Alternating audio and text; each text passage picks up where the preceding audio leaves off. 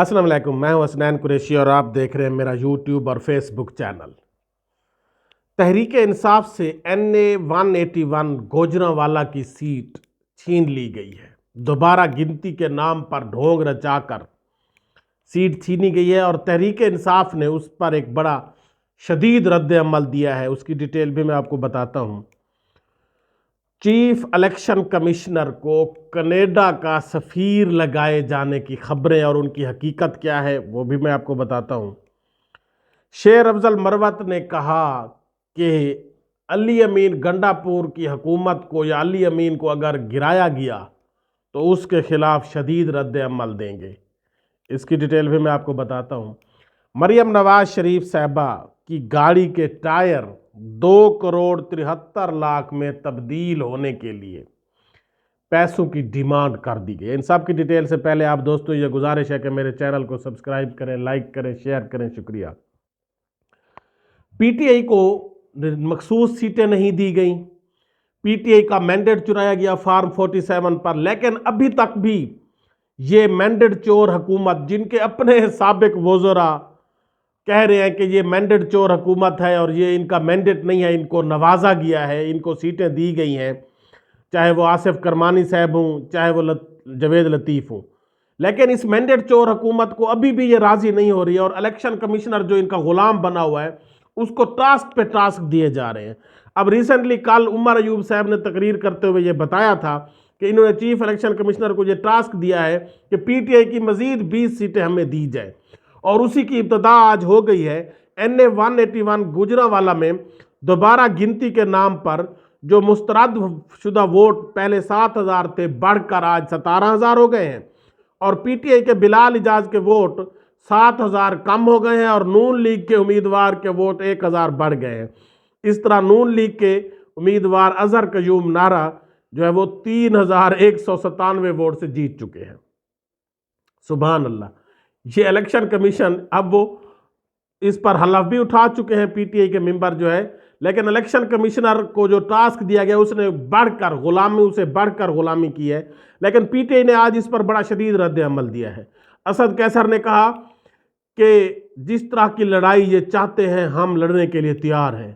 ہم لڑیں گے، مریں گے، یہ یاد رکھیں کہ ہم ان سے اس طرح سے لڑائی کریں گے کہ یہ پھر ان کے لیے جان چھڑانا مشکل ہو جائے گا، اور یہ ان کے باپ کا ملک نہیں ہے، جتنا اس ملک پر ان کا حق ہے اتنا ہی ہمارا ہے۔ اور اسد قیصر نے کہا ہم نے تو چاہا کہ کسی طرح سے ملک کی جمہوریت کو چلایا جائے، کسی طرح سے ہمارے جو ہے بے شک ہمارا مینڈیٹ چھینا گیا، ہمیں دیوار کے ساتھ لگایا گیا، لیکن ہم پھر بھی جمہوری انداز میں چلنے کا جو ہے وہ طریقہ اپنا رہے تھے۔ لیکن اگر یہ چاہتے ہیں کہ ضرور جنگ کرنی ہے تو پھر ہم تیار ہیں، جس محاذ پر بھی ہماری یہ جتنی سیٹیں بھی چھین لیں، اگر ہم 10 بھی بچ گئے تو ہم ان کا جینا حرام کر دیں گے، ہم ان کو نہیں چلنے دیں گے، نہ اسمبلی کو چلنے دیں گے۔ اس کے بعد جو چیف الیکشن کمشنر کے وہ رشیا کا دورے پر ہیں، بڑے امپارٹنٹ دورے پر، شاید رشیا کے کسی وزیر اعظم نے ان کو بلایا ہو کہ اس پاکستان کے بعد آپ ہمارا چیف الیکشن کمشنر لگ جائیں، کیونکہ ہمیں بھی ضرورت پڑ سکتی ہے اس طرح سے جیتنے کی، فارم 47 سے جس طرح آپ نے بڑی چالاکی سے فارم 47 کے نتیجے چینج کیے ہیں تو دنیا پوری حیران ہے، اور اسی لیے شاید پیوٹن نے انہیں بلایا ہو کہ آپ آ کر نیکسٹ پاکستان کے بعد ہمارے جو ہے وہ چیف الیکشن کمشنر لگیں اور ہمیں بھی اسی طرح سے فارم 47 میں جتوائیں۔ لیکن اس کے بعد جو ہے پی ٹی آئی یا دوسرے ممبران کی طرف سے یہ کہا جا رہا تھا کہ چیف الیکشن کمشنر کو کینیڈا کا سفیر لگائے جانے کی پیشکش کی جا رہی ہے کہ جتنا آپ نے غلامی کی ہے اور جتنا آپ نے ہمارے لیے رزلٹ چینج کیے ہیں تو آپ کا حق بنتا ہے، آپ کو انعام حق بنتا ہے، اور ہم آپ کو کینیڈا کا سفیر لگا رہے ہیں۔ لیکن ترجمان الیکشن کمیشن نے اس خبر کو بے بنیاد قرار دیا ہے اور کہا ہے کہ چیف الیکشن کمشنر کا ایسا کوئی ارادہ نہیں ہے، اور وہ اپنی مدت پوری کرنے تک پاکستان میں رہیں گے اور اس کے بعد ان کا ملازمت کرنے کا کوئی ارادہ نہیں ہے۔ یہ باتیں تو ایسی کر سکتے ہیں، لیکن جس طرح سے نواز شاد کی جا رہی ہیں، سرفراز بگٹی پر نواز شاد کی جا رہی ہیں، محسن نقوی پر جس طرح سے نواز شاد کی جا رہی ہیں، تو اس میں کوئی دو رائے نہیں ہے کہ لازمی اس چیف الیکشن کمشنر کو بھی نوازا ضرور جائے گا، لیکن ابھی وہ اس سے انکاری ہے۔ اس کے بعد شیر افضل مروت نے آج ایک پریس کانفرنس کرتے ہوئے کہا کہ کے پی کے میں انہوں نے علی امین کے خلاف جو ایک سازش شروع ہو چکی ہے کہ الیکشن کمیشن نے ان کی نااہلی کے خلاف جو ہے وہ درخواست ایکسیپٹ کر لی ہے اور ان کی حکومت کو ان کو کسی بھی وقت نااہل کیا جا سکتا ہے. تو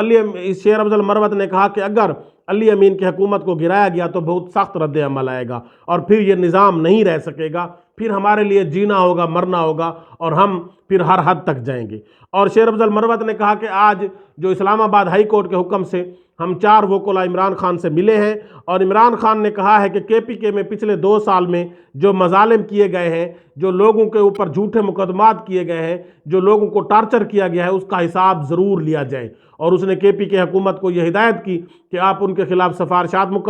جو ہے وہ مرتب کریں اور جنہوں نے ہمارے کارکنوں کے اوپر, ہمارے لوگوں کے اوپر ظلم کیا ہے, جھوٹے مقدمے کیے ہیں, ان کی چادر اور 4 دیواری کا تقدس پامال کیا ہے, ان کے خلاف ایکشن ضرور لیے.